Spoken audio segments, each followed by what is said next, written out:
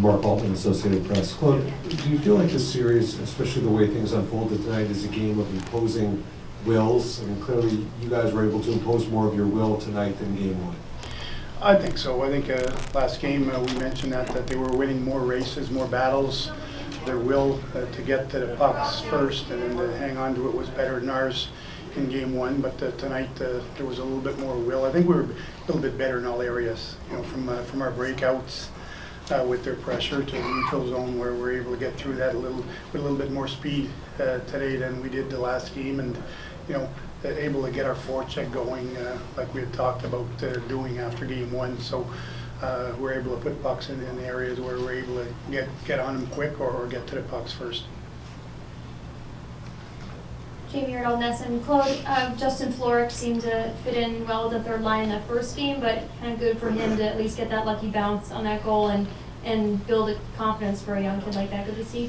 Yeah, I think it was great for him. It was also great for the team. I think to give us that early lead and to really get that confidence going and that energy that we're looking for. That was a big goal for us, and you know, so it was great to see him stay on it, and he reacted well and quick, and that ended up being an important goal for us.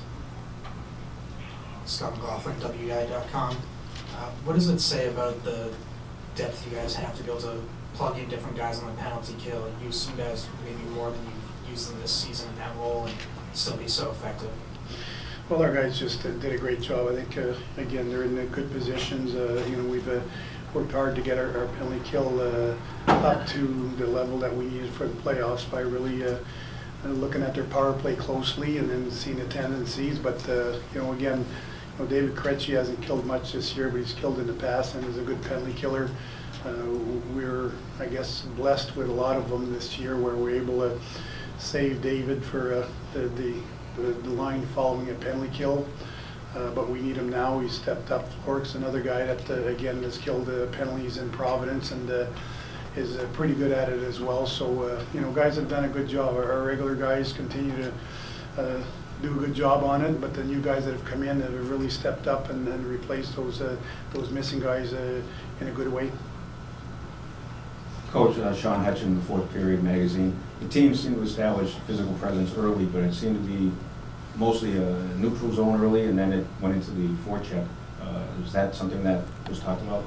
Well, we didn't talk about specifically where we were supposed to do that. We just said we needed to be on the puck a little bit more, and we had to go in there with more determination because, like I said, last game we didn't come out with the puck as much, and you know, we're a team that doesn't mind the physical game.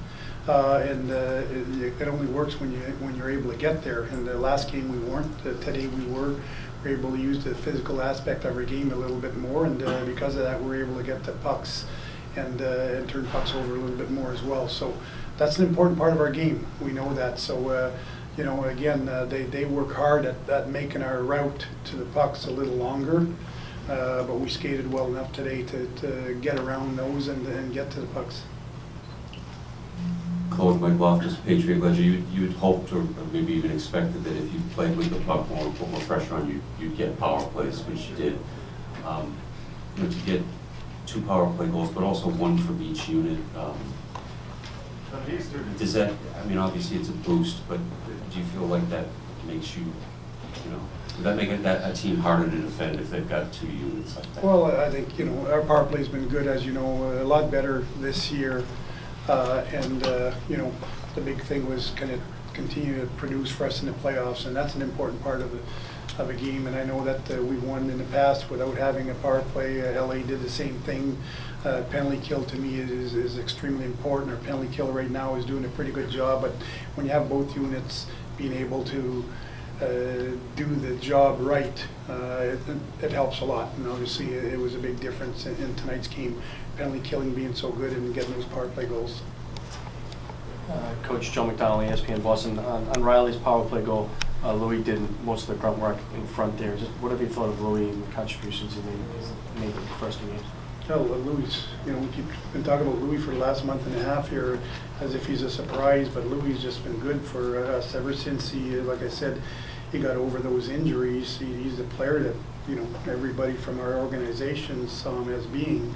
he's great in the front. He's a smart player. He manages the puck well. He doesn't make many mistakes, and he's a guy that's always been good in front of net as well. So I know we've got him on the half wall because we've got a different type of power play. But the 5-on-3, he's a designated guy to be in front of net because he's good at it. So that's an area where he excels in, and did a great job. And I think Riley did just as good of a job being able to pounce on that loose puck. And where last game we weren't able to get to those.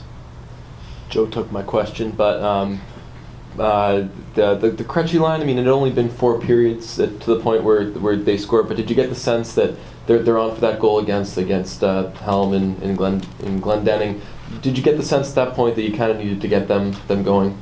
Well, I think they had a sense that they had to get going, and they needed to produce and be a positive influence in this game. So they went right back at it, and they scored a big goal for us. So they've been a good line for us all year. And the biggest challenge for those guys is they're going to be checked on a little tighter in the playoffs, and they got to battle through those situations and continue to be a real productive line for us. And I thought tonight was better. Obviously, first game they had a tough game, but I thought they bounced back well in this afternoon's game. Rhonda McClure, Hockey Talk. Talk to how it's a very physical game that you guys play, the Big Bad Bruins, but how does the specialty teams, how does that affect that play from the standpoint of offensive making plays, especially on the PK? I'm not quite sure I understand your question very well, but as far as our PK, it's great. But at the same time, we got to be careful. We got to still stay out of the box, and because at one point you overutilize certain players, and when it gets to be a long series, you need those guys to be as fresh as possible. So, we got to find a way next game to stay out of the box a little bit more. But the physicality's got to be there, but it's got to be there within the rules. And as a penalty killing unit, we do a good job. But once we turn that puck over, we either ice it, or there's been times where we've been able to create a little bit of offense with it as well. And then we've scored some shorthand goals this year. But the number one priority is to get that puck out of our end and down the other end. Oh, yeah.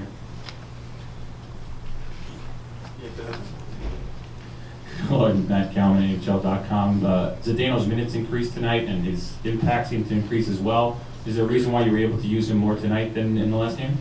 It all depends on games here, Matt. I think in the situation that you're in, we don't start a game saying we're going to give him 30 minutes tonight. We're going to give him 22 the next night. It depends on how the game goes, and we killed a lot of penalties today, and he's a big part of our penalty kill. And I think we had at least 6 penalties here tonight, so that's 12 minutes of penalties. So got a lot of that time in that area, plus having to play against Datsuk, who gets 20+ minutes a game. So that's a heavy load for him, but it's a load right now that he can handle because we've been managing his ice for the most part this year to make sure that he was fresh for the playoffs. Hello, Kevin DuPont. Can you just talk about the contrast in these 2 games, especially the first period, where the first night you really don't have the team you know, and then tonight you've got exactly the team you know. What's going through your head as it's evolving tonight? What's the feeling on the bench? Well, I think it's important for us to really grasp what we did tonight and really bottle that up and know that that's what it's going to take to beat this team. They're labeled an 8 seed, but let's not kid ourselves. If they're a healthy team this year, they're not an 8 seed. And right now, to me, they probably have just maybe a couple of players that were obviously Zetterberg and Eriksson on the back end that they'd love to have in their lineup. And other than that, they really, a lot of their guys have come back, and they're a lot healthier than they've been all year. But they're a good hockey team. So going back to that, it's going to be important for us to have that kind of intensity and that kind of determination to beat this team, because it's not an 8-seed team, and it's a really good hockey club. And they're well coached, and then they play well, and they're quick, and they're certainly capable of doing damage if you're not ready. We'll take 2 more questions for Claude. Jimmy Toscano, CSND.com. After game 1, it sounded like you were kind of hopeful that Barkowski could go today. How close was he to going, and do you expect him on Tuesday? And also, do you have any updates on Kelly or Paille? No updates on Kelly Paille. All our guys are going to travel with us. That's one thing I can tell you.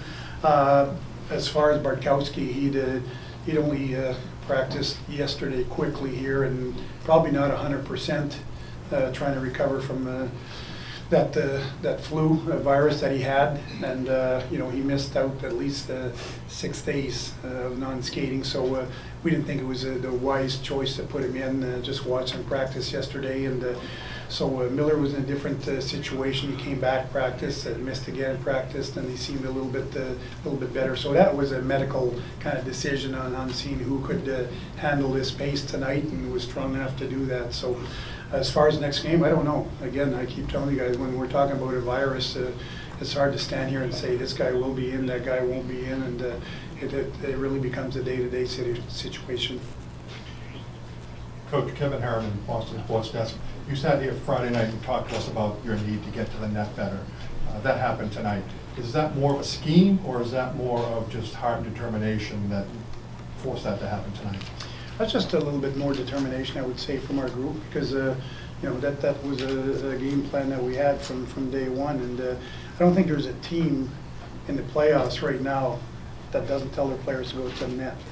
That's such a, every team needs that in order to score goals, and if the goaltenders are too good, if you don't have net front presence, you're not going to score that many goals. So we just, you know, some games you find ways to get there a little better than others, and you know, the first game, I think our guys found out how hard it was, because they do a great job of boxing out, and they had a lot more determination tonight to get to those areas. And as I said, I think we had a little bit more of a jump in our game today than we did in that first game, that allowed us to make it hard on them to box us out.